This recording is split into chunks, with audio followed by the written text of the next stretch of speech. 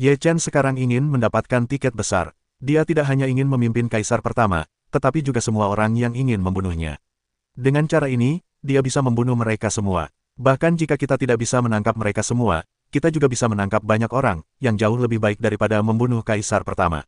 Dengan pemikiran ini, Ye Chen segera mulai memperkuat kekuatan formasi Dao Qian Kun milik kaisar. Selain itu, Ye Chen menambahkan formasi yang telah dia salin sebelumnya. Formasi ini semuanya dibingkai dalam gerbang kematian formasi langit dan bumi dari jalan kaisar. Bahkan di gerbang kehidupan, Ye Chen juga menambahkan formasi untuk mencegah orang membobol gerbang kehidupan secara tidak sengaja. Dengan cara ini, bahkan jika dia menemukan gerbang kehidupan, hidupnya tidak akan mudah. Ye Chen terus meningkatkan kemampuannya, meminimalkan semua kemungkinan, lalu berulang kali merenung, dan akhirnya benar-benar puas. Selama mereka masuk ke dalam formasi, jangan kira mereka bisa pergi dengan mudah. Ye Chen sedikit mengangkat sudut mulutnya. Kemudian, Ye Chen menghubungi Jin Hentian dan Chen Mo Feng dan meminta mereka untuk merilis pesan yang memberitahukan semua orang tentang keberadaannya. Jin Hentian dan Chen Mo Feng pun mengikuti.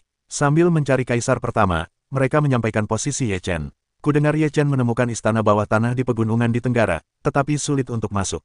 Untuk memasuki istana bawah tanah, Ye Chen terluka.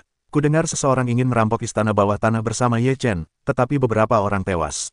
Beberapa orang lolos secara kebetulan, dan kemudian berita itu tersebar. Jika Ye Chen terluka, terlalu banyak orang yang menginginkan nyawanya. Diperkirakan jika orang-orang di surga mengetahuinya, mereka pasti akan pergi dan membunuhnya. Di wilayah rahasia, banyak orang mulai membicarakannya, dan masalah itu menyebar seperti ini. Banyak orang di tempat rahasia mengetahuinya, dan banyak orang yang sangat penasaran bergegas ke tempat Ye Chen berada. Di istana surga, banyak orang juga mengetahui tentang luka Ye Chen. Mereka sangat gembira dan segera bergegas ke lokasi Ye Chen. Saat ini, Ye Chen sedang berbaring santai di atas batu besar di bawah sinar matahari, menunggu ikan menggigit dengan tenang. Apakah ini terlalu jelas bagiku? Haruskah aku membuatnya lebih realistis? Dengan cara ini, efeknya mungkin lebih baik. Ye Chen sedikit mengangkat sudut mulutnya, lalu napasnya menjadi tidak teratur. Ia juga memiliki banyak bekas luka di tubuhnya, dan ada darah di sudut mulutnya, jadi ia duduk di satu-satunya tempat aman di dalam formasi langit dan bumi jalan kaisar. Begitu formasi itu terbuka, ia bisa segera keluar dari formasi. Ye Chen duduk bersila, seolah-olah pulih dari cedera dengan seluruh kekuatannya.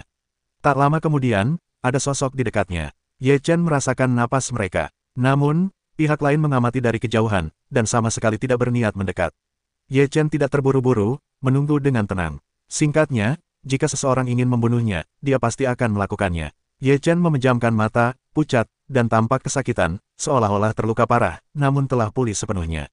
Semakin banyak orang muncul di dekatnya.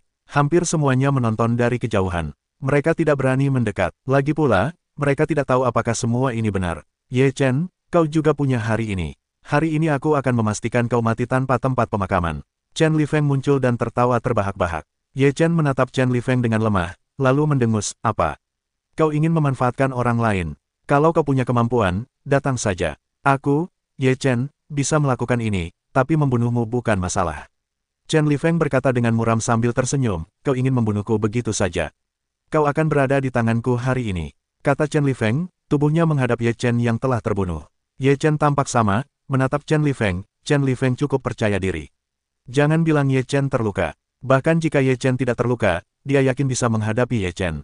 Setelah Chen Lifeng terbunuh, Ye Chen melempar pagoda itu dan menghantamkannya ke Chen Lifeng. Chen Lifeng mendengus dingin lalu menusukkannya dengan tombak. Tombak ini luar biasa, dan juga merupakan alat setengah langkah Raja Abadi. Tombak itu bertabrakan dengan pagoda. Sejak saat itu, seluruh tubuh tombak itu bersinar dengan emas, dan ada rune yang sangat mengerikan. Boom, dua senjata bertabrakan dan langit bergetar. Pagoda itu mundur, dan tombak itu mengambil alih. Sepertinya Ye Chen benar-benar tidak bisa melakukannya. Perkakas Raja Abadi setengah langkah sekuat pagoda emas itu tidak mampu melawannya. Seseorang melihat pemandangan ini, langsung berkata dengan sangat yakin. Sepertinya Ye Chen akan jatuh di sini, dan Chen Lifeng akan mengambil semua artefaknya. Ini adalah ciptaan yang hebat. Ye Chen sangat lemah, kekuatan abadi tidak mendukung, tidak dapat sepenuhnya mendesak Jinta, pagoda itu gagal, tidak dapat bersaing dengan Chen Lifeng. Ye Chen, matilah kau. Chen Lifeng berteriak, dan tombak itu menusuk Ye Chen. Ye Chen melawan dengan pagoda, tetapi pagoda itu dikalahkan. Ye Chen mundur dan menyemburkan seteguk darah. Chen Lifeng sedikit mengangkat sudut mulutnya dan berkata dengan senyum muram, Ye Chen, kau gila lagi. Petik 2. Jika aku berada di puncakku, kau tidak akan menjadi lawanku. Ye Chen menggertakkan giginya dan membenci. Sudah terlambat, matilah. Chen Lifeng minum dan membunuh langit. Saudara Chen, aku akan membantumu. Pada saat ini, Lu Yunhai tiba-tiba menyerang dengan senyum di wajahnya. Wajah Chen Lifeng tiba-tiba menjadi muram dan berkata, Lu Yunhai, apa maksudmu? Kau ingin merampokku? Lu Yunhai berkata sambil tersenyum, Ye Chen bukan milik saudara Chenmu, dan bahkan jika kita membunuh Ye Chen, kita tetap tidak bisa mendapatkan apa yang dimilikinya. Chen Lifeng bergumam, ini bukan giliranmu. Di sini sangat ramai, sepertinya aku belum terlambat. Pada saat ini, Jin Xintian muncul dengan seringai di mulutnya. Jin Xintian, kau mau berbagi? Chen Lifeng berkata dengan dingin. Terserah kau saja, lagi pula, Ye Chen sekarang terluka, dan bukan kau, Chen Lifeng, yang melukainya dengan serius. Kau datang sedikit lebih awal. Belum tentu siapa yang akan menang, kata Jin Xintian sambil tersenyum. Aku tidak tahu siapa yang akan menjadi orang yang suka mati. Mo Hanlin dari sekolah Mohis muncul dan berkata dengan senyum dingin. Hanya ada satu Ye Chen, tetapi nilainya sangat besar. Siapa yang tidak ingin memanfaatkannya? Keluarga Wu memecah langit dengan momentum yang kuat. Kurasa kita seharusnya tidak ikut campur dalam masalah ini dan biarkan Kaisar datang. Keluarga Su King, muncul, berkata dengan sangat rasional. Kita juga berbagi untuk Kaisar. Mengapa Kaisar harus mulai membunuh Ye Chen? Jin Xintian Leng berkata sambil tersenyum. Ye Chen berkata dengan dingin, Ye Chen belum mati. Apakah kau pikir Laozi ada di udara? Adakah yang bisa kau katakan? Jika kau bicara lebih banyak, aku akan membunuhmu sekarang, seru Wu Potian. Ia kini telah sepenuhnya menganggap Ye Chen sebagai domba yang harus disembelih. Ia bisa meremukkan Ye Chen sampai mati kapan saja. Ekspresi Ye Chen sangat muram dan marah, tetapi dalam hatinya ia mencibir. Biarkan orang-orang ini menunggu sebentar, lalu biarkan mereka menangis tanpa bisa keluar. Namun, Kaisar belum muncul. Ia hanya bisa menunggu perlahan, dan ia juga berharap keenam keluarga dapat berdiskusi sebentar.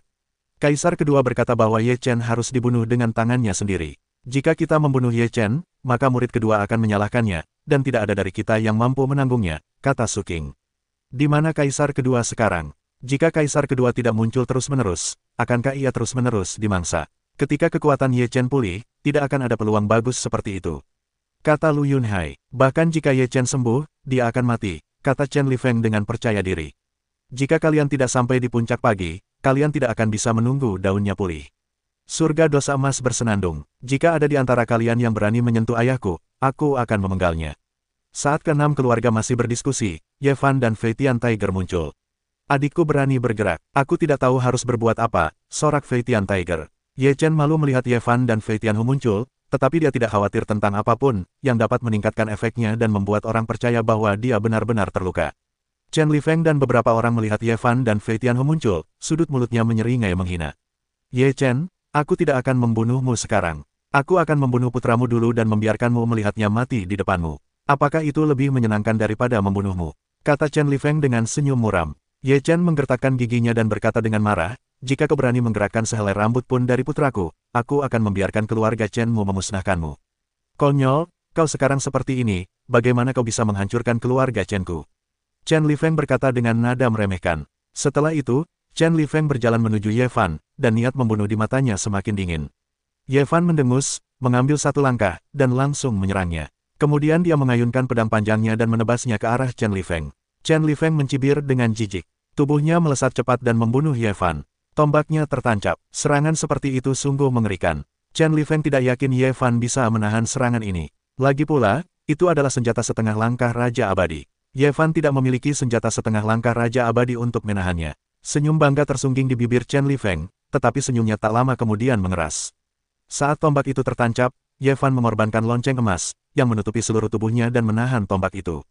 Tombak itu sama sekali tidak melukai Ye Fan. Ini lonceng emas Kaisar ke-6. Chen Lifeng terkejut. Orang-orang lainnya juga terkejut. Lonceng emas itu memang senjata setengah langkah Raja Abadi Kaisar ke-6. Mereka telah melihatnya. Tapi sekarang, senjata setengah langkah Raja Abadi ini ada di tangan Ye Fan. Hanya ada satu kemungkinan, yaitu, Ye Chen membunuh Kaisar ke-6 dan memberikan lonceng emas itu kepada Ye Fan. Ye Chen, kau benar-benar membunuh Kaisar ke-6. Jin Xintian langsung berteriak. Mendengar ini, semua penonton terkejut, lalu terjadi keributan. Kaisar ke-6 dibunuh oleh Ye Chen. Pantas saja Ksatria Pedang keluar saat itu, karena Kaisar ke-6 terbunuh.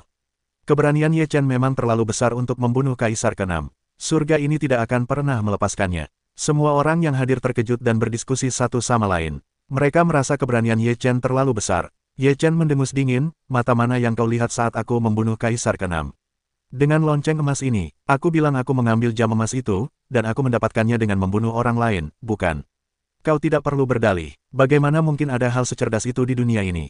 Seru Lu Yunhai. Ye Chen berkata, jika kau ingin menambahkan kejahatan, mengapa tidak ada kata-kata?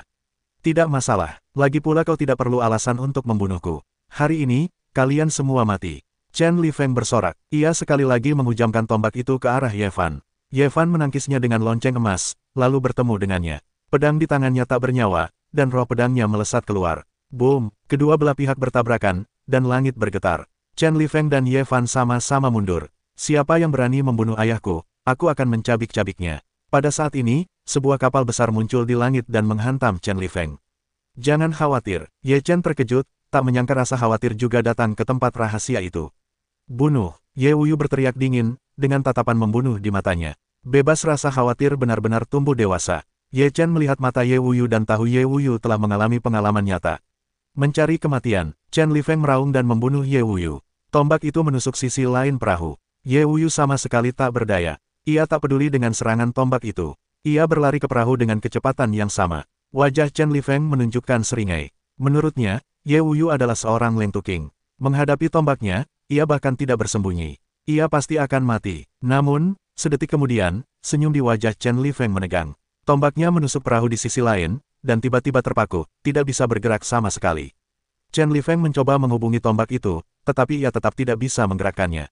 Ia kehilangan kontak sepenuhnya. Ada apa? Chen Lifeng terkejut. Tombakmu bagus. Ini menarik, kata Ye Wuyu dengan senyum dingin. Chen Lifeng tahu dalam hatinya bahwa ada yang salah dengan kapal besar itu, jadi dia segera mundur. Kau ingin kabur saat ini? Apa kau melebih-lebihkan kekuatanmu? Kecepatan perahu itu begitu dahsyat hingga menimbulkan suara keras. Sisi perahu yang lain terhantam keras, dan Chen Lifeng tak punya pilihan lain untuk menghindar. Ia langsung terhantam oleh sisi perahu yang lain hingga terlempar. Puff! Chen Lifeng memuntahkan banyak darah, dan tubuhnya belum mendarat. Sebuah cahaya memancar dari perahu di seberang sungai, menangkap Chen Lifeng dan menariknya ke perahu di seberang. Sesampainya di seberang perahu, Chen Lifeng memberikan sedikit perlawanan terhadap sisa tenaganya, hanya menunggu ajal menjemput. Ye Wuyu menginjak tubuh Chen Lifeng, dan Chen Lifeng menyemburkan seteguk darah. Wajahnya pucat pasi, ia terkejut sekaligus marah. Awalnya, ia pikir ia bisa membunuh Ye Wuyu dengan satu pukulan, tetapi ia tidak menyangka perahu itu terbalik di selokan dan diinjak-injak oleh Ye Wuyu. Sungguh memalukan, kau pantas membunuh ayahku seperti itu. Ye Wuyu mendengus dingin dan meremehkan. Setelah mendengar ini, mereka semua terkejut. Bagaimana mungkin Ye Chen punya putra? Bukankah Ye Chen hanya punya satu putra dan satu putri? Sekarang bagaimana mungkin seorang putra muncul kembali, dan begitu kuat? Keluarga Ye Chen terlalu jahat. Bahkan jika Ye Chen terluka parah, tidak mudah untuk membunuh Ye Chen. Lihatlah keenam keluarga itu. Apa yang sedang dilakukan orang-orang ini sekarang? Chen Lifeng langsung menghajarnya, dan mereka diperkirakan hampir sama. Penonton membicarakannya dan ingin melihat pertunjukan yang luar biasa. Apakah kau putra Ye Chen? Chen Lifeng berkata dengan muram. Ada pertanyaan, tanya Ye Wuyu. Setelah berkata demikian, Ye Wuyu melangkah mundur. Tulang dada Chen Lifeng patah, ekspresinya sangat kesakitan. Jangan bunuh kau untuk saat ini. Kita akan bawa semua orang ini dan bersihkan mereka bersama-sama. Ye Wuyu menatap ke 6 keluarga lainnya. Jin Xintian, Lu Yunhai, Mo Hanlin, Su Qing, dan Wu Po Tian semuanya ketakutan. Tentu saja, mereka tahu kekuatan Chen Lifeng. Di antara mereka, mereka sangat kuat, tetapi Ye Wuyu dengan mudah menangkap mereka. Sungguh menakutkan, kapal itu sangat aneh sehingga bisa mengendalikan senjata Raja Abadi setengah langkah. Senjata di tangan kita sama sekali tidak berguna baginya. Su Qing mengerutkan kening. Sepertinya mustahil membunuh Ye Chen hari ini. Mari kita mundur dulu. Emas menyinggung surga. Jika aku pergi hari ini, bagaimana aku bisa bertemu orang-orang di masa depan? Wu Po Tian merasa tak kuasa menahan malu. Menurutmu, wajah atau nyawa lebih penting? Emas Xintian mendengus dingin. Tidak ada di antara kalian yang mau pergi. Jika kalian ingin membunuh ayahku, kamu harus membayar harga yang sesuai. Ye Wuyu melihat ide Jin Xintian dan langsung mencibir. Aku akan membunuh ayahmu hari ini.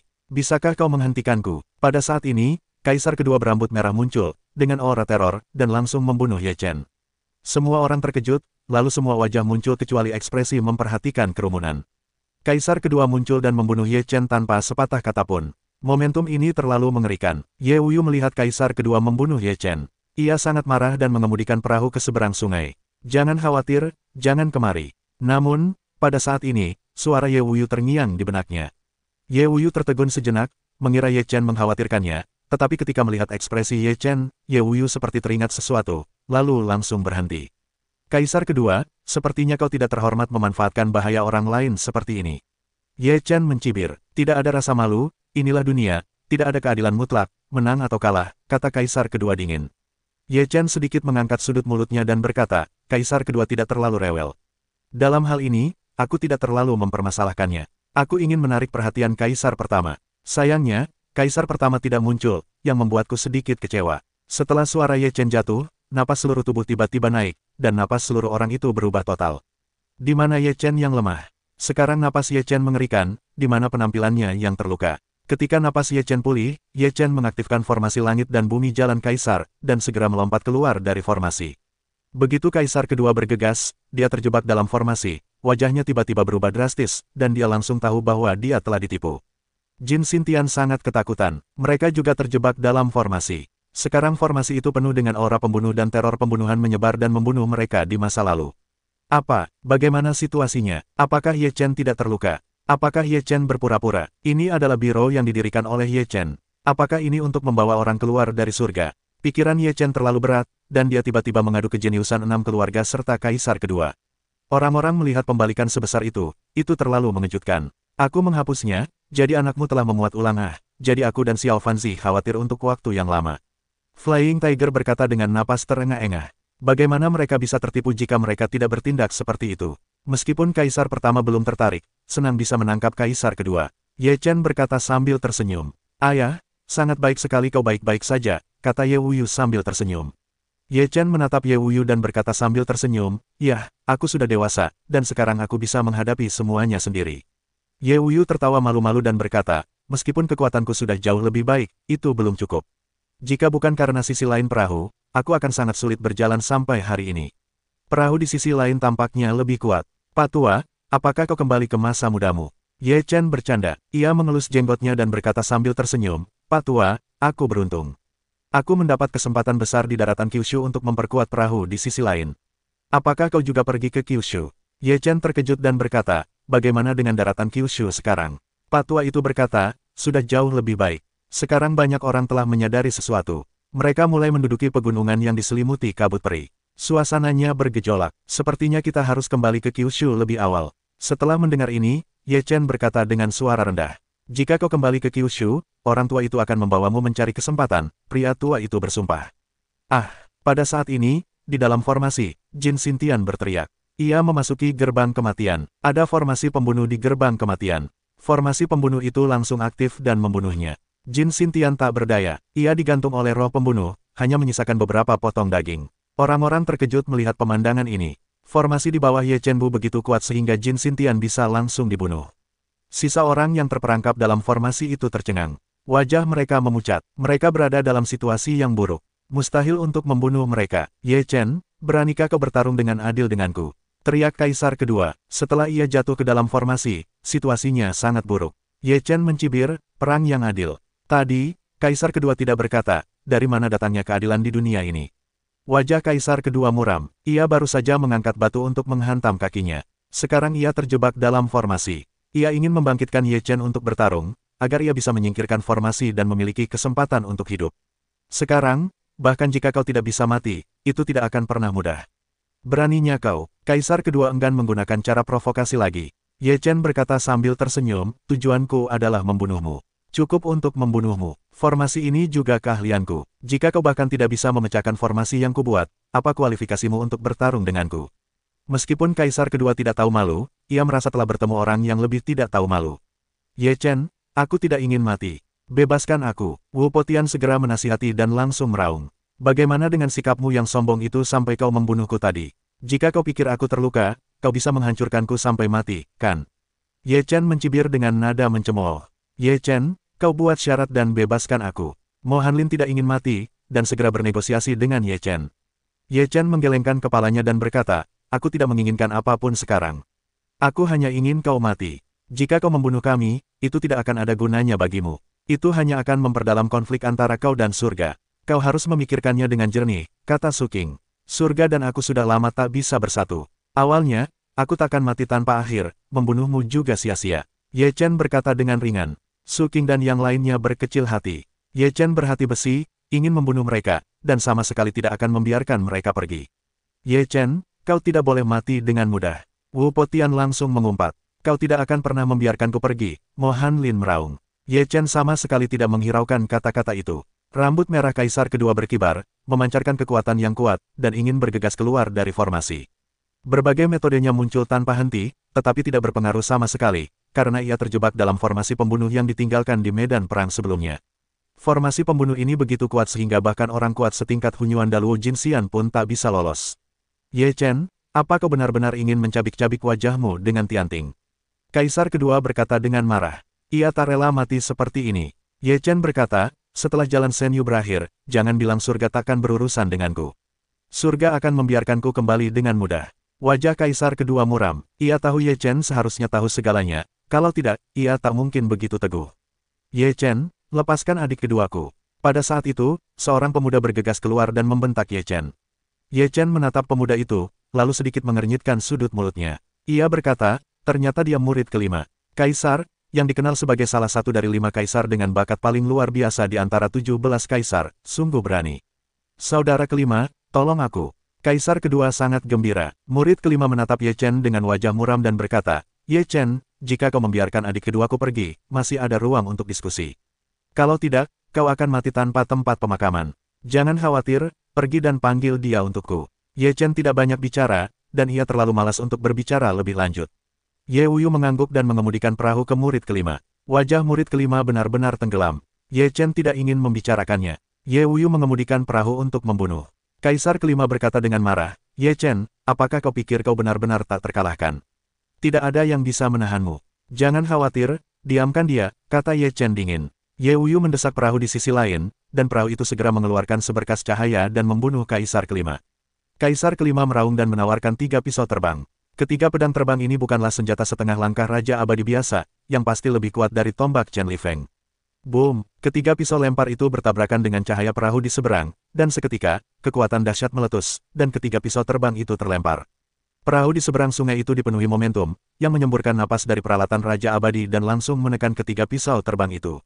Sehebat apapun ketiga pisau lemparmu, mereka hanyalah peralatan setengah langkah Raja Abadi. Inilah senjata Raja Abadi yang sesungguhnya, yang dapat sepenuhnya menekanmu. Ketiga pisau terbang itu ditekan. Kaisar kelima terkejut dan berkata, apakah kau peralatan Raja Abadi? Ketika orang-orang mendengar ini, mereka semua terkejut. Bagaimana mungkin kapal ini adalah Raja Abadi? Jika ada peralatan Raja Abadi, peralatan setengah langkah Raja Abadi akan ditekan, dan tidak ada tempat untuk menggunakannya. Sepertinya Kaisar kelima juga akan ditempatkan di sini. Ye Wuyu bergumam, sepertinya kau masih memiliki sedikit wawasan. Setelah mendengar kata-kata Ye Wuyu, Kaisar kelima ingin muntah darah. Sebagai Kaisar Surga, ia belum pernah melihat apapun sebelumnya, dan bahkan dievaluasi seperti ini. Kaisar kelima tahu bahwa akan sulit untuk mengakhiri hari ini dengan baik. Pisau lemparnya tidak hanya ditekan, tetapi juga kekuatannya tidak cukup. 5 saudara, pergilah. Setelah Kaisar kedua tahu bahwa itu adalah alat Raja Abadi, ia segera meminumnya.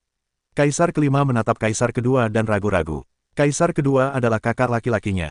Jika ia meninggalkannya, bagaimana ia bisa mendapatkan pijakan di surga di masa depan? Kakak kelima, jangan khawatirkan aku, atau kita tidak akan mau pergi, teriak Kaisar kedua. Kaisar kelima menggertakkan giginya dan berkata, kakak kedua, jika kau mengalami kecelakaan, aku pasti akan mengorbankanmu dengan donor darah mereka. Setelah Kaisar kelima selesai berbicara, matanya merah.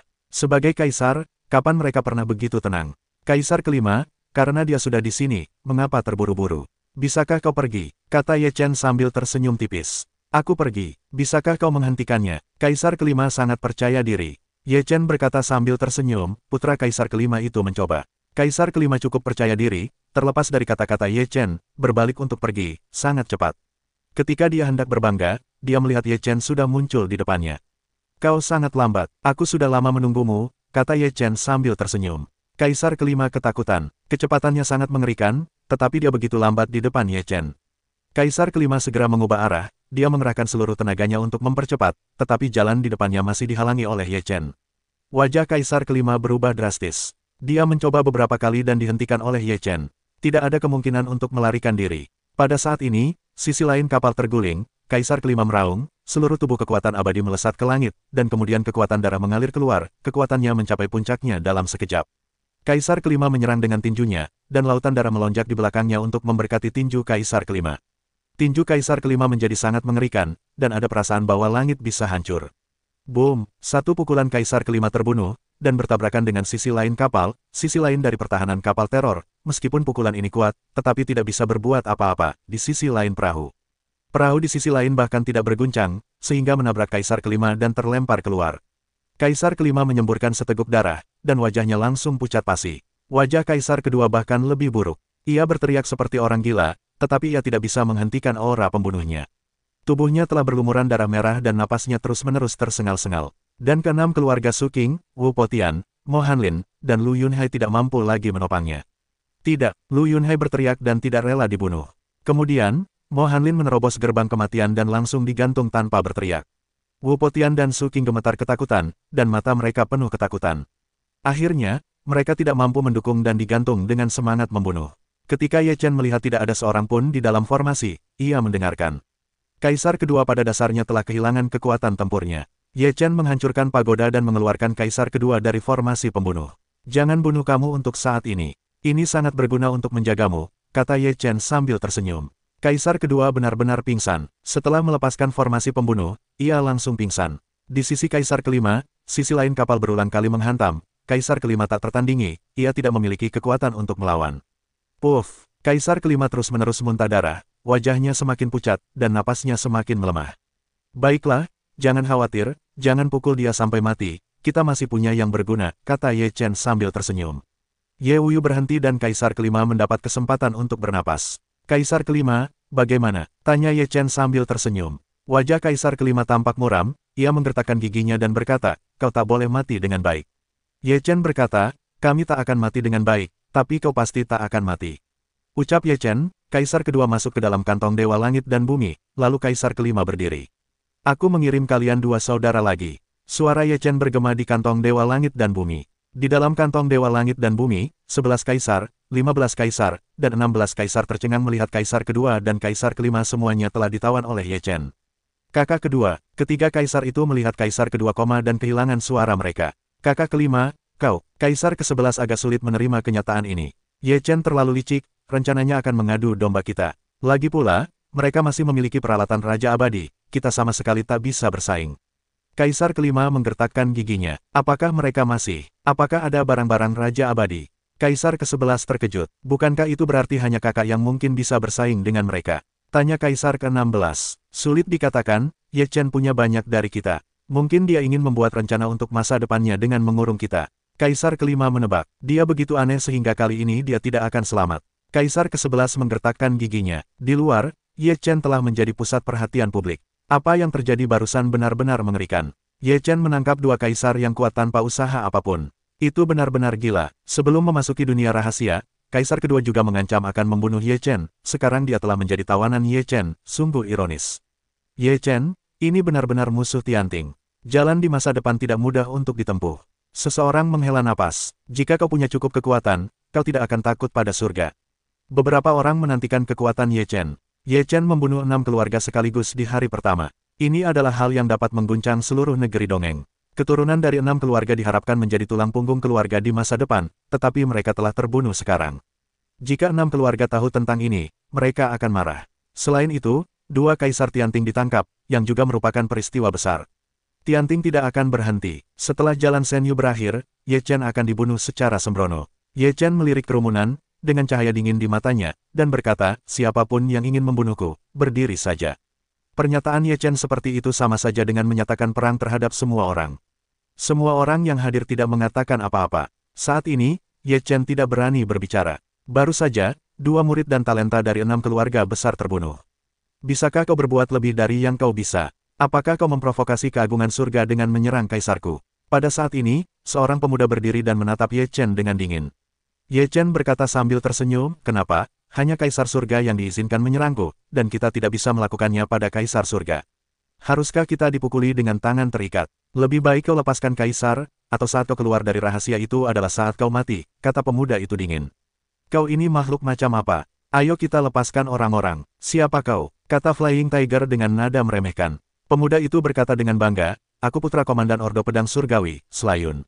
Ternyata kau bukan anggota dari 6 keluarga besar. Apa kau berhak bicara di sini? Lagi pula, kau ini anjing seperti surga, dan kau akan menggigit siapapun yang diminta surga. Flying Tiger mencibir, jika kau menghina ksatria pedang, kau mencari kematian. Awan itu meraung marah. Ia bangga menjadi putra pemimpin ksatria pedang sejak kecil. Cita-citanya menjadi anggota Ordo merupakan kehormatan besar baginya. Karena itu, ketika mendengar Flying Tiger menghina ksatria pedang, amarahnya tak terbendung. Aku ingin mati. Aku ingin melihat siapa yang membunuhnya. Flying Tiger mendengus, lalu berkata, jangan khawatir, tangkap dia, lihat bagaimana aku menghadapinya. Ye Wuyu segera mendesak perahu di seberang untuk bergegas menuju awan pembunuh. Awan itu ketakutan. Chen Lifeng baru saja bertemu Ye Wuyu, dan ia tidak punya kekuatan untuk melawan, apalagi. Awan pembunuh segera mundur dan ingin melarikan diri, tetapi kecepatan perahu di seberang sangat cepat, sehingga langsung menyusulnya, lalu mengeluarkan seberkas cahaya, yang langsung menarik awan pembunuh ke perahu di seberang. Di perahu di seberang, tubuh awan pembunuh langsung terkurung dan tak bisa bergerak sama sekali. Harimau terbang berdiri di seberang perahu, menatap awan pembunuh sambil tersenyum. Awan pembunuh merinding dan menyesal telah berdiri dan berbicara. Wah, betapa sombongnya dirimu sekarang. Mulut harimau terbang sedikit terangkat, tatapannya penuh candaan yang kelam. Apa yang ingin kau lakukan? Tanyanya, mengapa kau takut sekarang karena kau begitu tidak tahu berterima kasih? Kau punya kemampuan untuk terus berbicara. Harimau terbang menamparnya. Wajah awan pembunuh terbentur miring, giginya tak tahu berapa banyak, dan mulutnya penuh darah. Aku tidak akan membunuhmu hari ini. Aku akan membunuhmu. Akan kulihat apa yang kau lakukan. Harimau terbang mendengus, lalu sebuah tendangan mendarat di tubuh awan pembunuh. Ladang eliksir pembunuh awan hancur oleh sebuah tendangan dan langsung runtuh.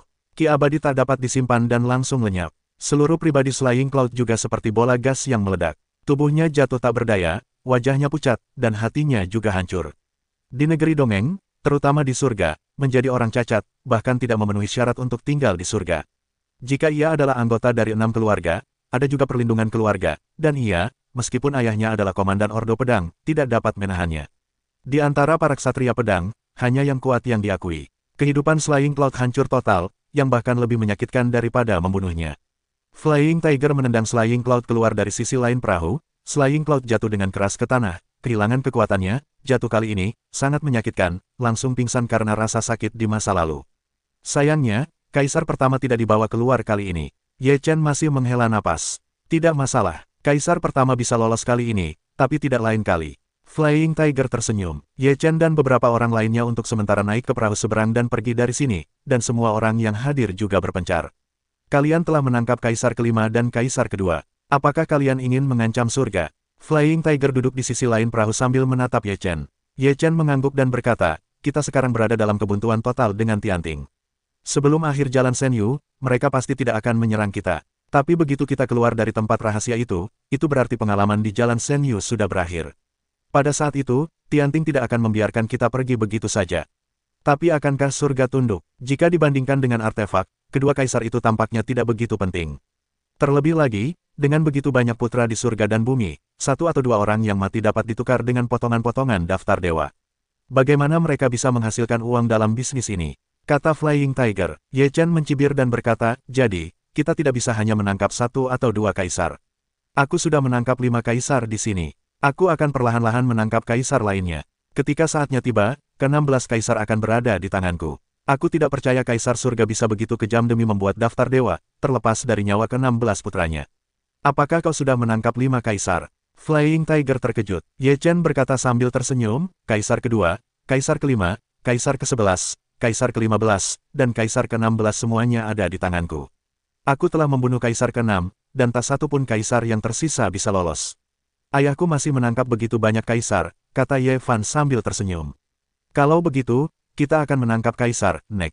Kaisar-kaisar ini mungkin akan menjadi jimat kita. Flying Tiger menyipitkan mata. Yang pertama, aku tidak ingin melarikan diri dari seberang sungai kecuali yang ini. Ye Wuyu sangat yakin. Apa maksudmu? Nak, apakah ini penghinaan terhadapku? Lantai 6 Hunyuan Daluo Jinxian masih belum pasti. Pria tua itu berkata dengan tidak puas. Ye Wuyu berkata sambil tersenyum, aku tahu kau kuat. Oke, lalu jika kau bertemu kaisar pertama, apa yang bisa kau lakukan jika kau tidak bisa menangkapnya? Tidak bisa menangkapnya, bahkan jika kau tidak bisa menangkap lelucon, kau bisa menangkapnya untuk kedua kalinya. Wajah lelaki tua itu cukup tebal, tetapi juga wajah serius. Ye Chen dan yang lainnya memutar bola mata. Lelaki tua itu kini semakin kehilangan integritas. Ye Chen membunuh kaisar pertama dari 6 keluarga, dan kisah penangkapan kaisar kedua dan kaisar kelima hidup-hidup segera menyebar di dunia rahasia. Ye Chen, jika kau berani menangkap saudaraku, aku akan mencabik-cabikmu. Setelah mendengar berita itu, Kaisar ke-13 langsung meraung. Pada saat yang sama, banyak orang berbakat dari 6 keluarga sangat marah. Namun, beberapa orang diam-diam tertawa, seperti Chen Hanyun, Jin Hentian, dan Jin Xietian. Mereka bukanlah murid terpenting dalam keluarga, karena di depan mereka ada orang-orang seperti Chen Lifeng yang bersinar di depan mereka, sehingga mereka tampak redup. Jika orang-orang ini mati, maka itu adalah kesempatan mereka. Ye Chen juga mengirim pesan kepada mereka. Jika mereka ingin menjadi yang terbaik dalam keluarga, mereka harus menurunkan orang-orang di depan mereka. Dia bersedia membantu. Setelah mendapatkan informasi dari Ye Chen, Jin Hentian, Lu Shaohua, Lu Dufeng, dan yang lainnya ragu-ragu, tetapi keinginan mereka untuk menjadi bintang paling bersinar di keluarga terlalu kuat. Dalam 2 hari berikutnya, Ye Chen mendapatkan informasi dari Jin Hentian dan yang lainnya dan mulai menyerang ke-6 keluarga tersebut. Pada saat yang sama, Ye Chen juga membiarkan Jin Hentian dan yang lainnya memanfaatkan waktu untuk menemukan Kaisar. Jika dia menemukan Kaisar, maka Ye Chen akan memberi mereka keuntungan yang cukup. Di sebuah ngarai, sebuah perahu dari sisi lain turun dari langit dan tiba di ngarai. Di ngarai, seorang pemuda berpakaian putih sedang memahami Taoisme di ngarai, dan tiba-tiba merasakan krisis. Ketika dia bereaksi, perahu di sisi lain sungai sudah lepas landas. Seberkas cahaya tiba-tiba keluar dan membunuh pemuda berpakaian putih itu. Pemuda berpakaian putih itu terkejut dan segera mundur, tetapi dia sepenuhnya menghindari pukulan itu. Puff! Tubuh pemuda berpakaian putih itu terbang terbalik dan separuh tubuhnya meledak. Ye Chen, pemuda berbaju putih itu berkata dengan terkejut. Lu Yunfeng, beri kau kesempatan untuk hidup dan bekerja untukku. Aku bisa mengampunimu, kata Ye Chen. Wajah Lu Yunfeng muram dan berkata, kau bermimpi, aku tidak akan menjadi anjing pelarianmu. Seperti anjing yang pergi ke surga, begitu pula anjing yang pergi ke aku. Sama saja, jika kau tidak setuju, hanya ada satu cara untuk mati. Ye Chen dingin. Ye Chen tidak akan menaruh belas kasihan pada orang-orang dari 6 keluarga, karena begitu dia meninggalkan tempat rahasia Raja Meteorit, maka orang-orang dari 6 keluarga akan kembali dan melawannya dengan brutal. Saat itu, 6 keluarga tidak memberinya kesempatan untuk hidup. Bah, aku tidak selemah Lu Yunfeng. Lu Yunfeng bergumam, kalau begitu, tidak ada gunanya menahanmu. Ngomong-ngomong, keberadaanmu diberitahukan oleh saudaramu Lu Yunfeng kepada kami. Setelah mendengar ini, wajah Lu Yunfeng tiba-tiba menjadi sangat buruk. Ia menggertakkan giginya dan berkata, Lu Yunfeng, pengkhianat ini, aku tidak akan melepaskannya. Itu urusan keluargamu, kau bisa menyelesaikannya sendiri. Aku hanya perlu mengantarmu. Flying Tiger selesai berbicara, dan menyerang Lu Yunfeng untuk membunuhnya. Lu Yunfeng ingin menghindar, namun, kekuatannya sendiri sangat berkurang karena serangan tadi.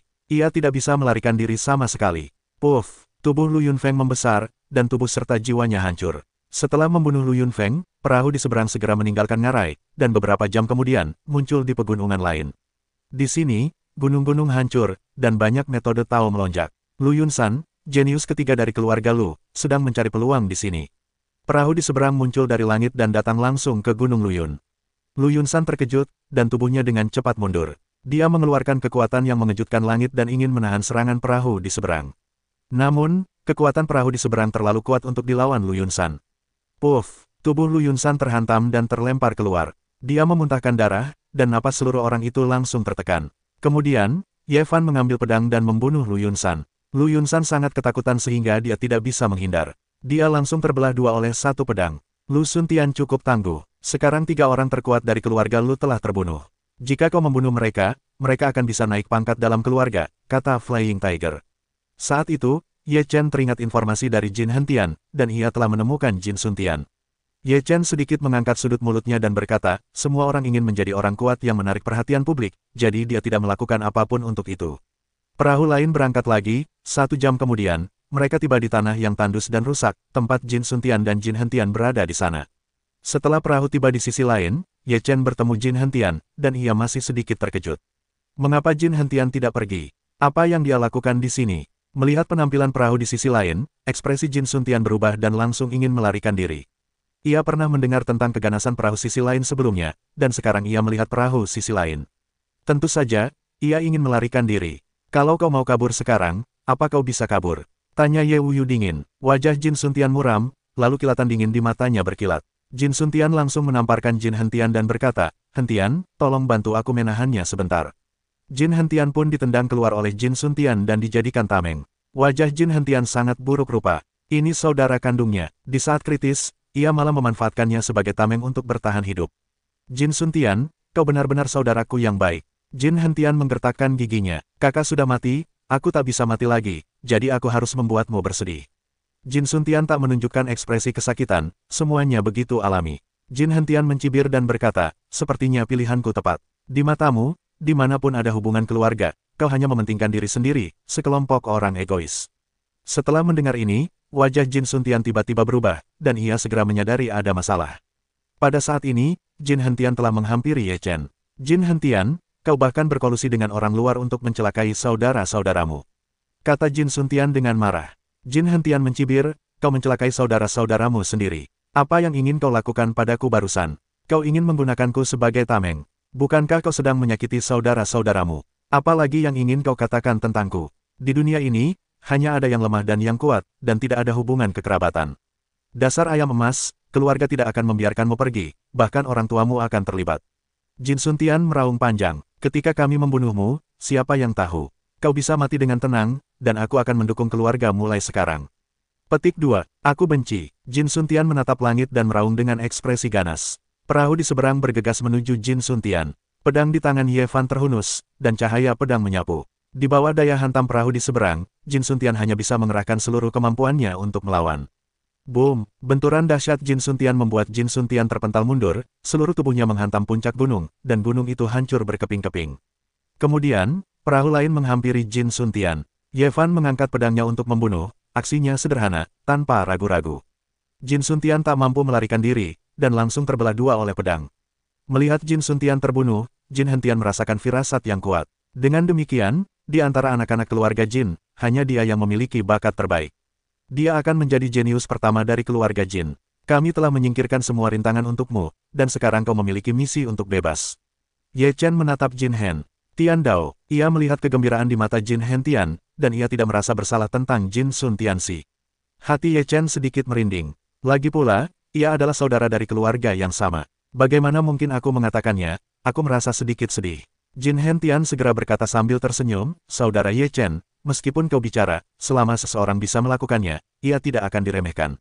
Ye Chen berkata, yang harus kau lakukan adalah menemukan keberadaan seorang kaisar.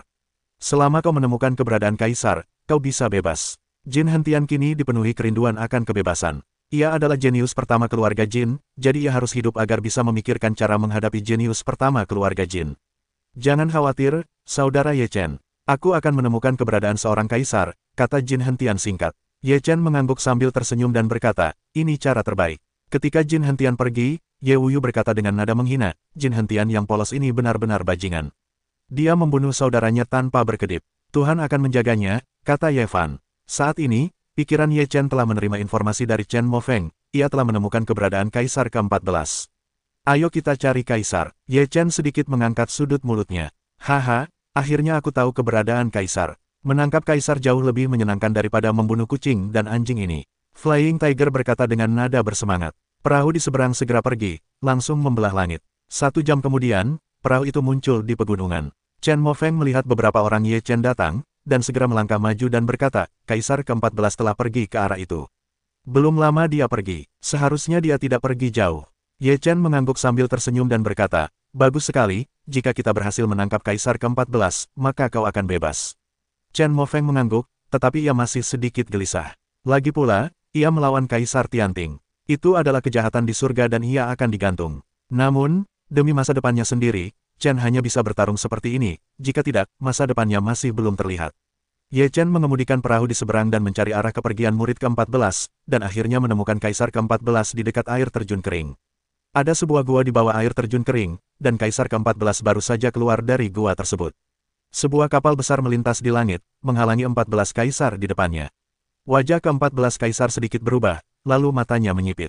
Ia pernah mendengar bahwa Ye Chen membunuh para jenius dari 6 keluarga dengan lubang formasi dan menangkap kaisar kedua dan kaisar kelima. Di antara mereka, ada kapal sebesar itu, yang merupakan alat raja abadi. Kapal itu memiliki kekuatan tak terbatas dan menyapu segalanya. Ketika kaisar ke-14 melihat kapal besar ini, ia langsung merasakan sesuatu yang buruk dan ingin melarikan diri. Tetapi ia tidak punya cara untuk mundur saat ini, dan jalannya terhalang. 14 kaisar, apakah kau menyerah? Atau kami akan menghajarmu lalu kau menyerah? Tanya Ye Chen sambil tersenyum. Kaisar ke-14 tampak muram dan berkata, bagaimana mungkin kaisar kita menyerah?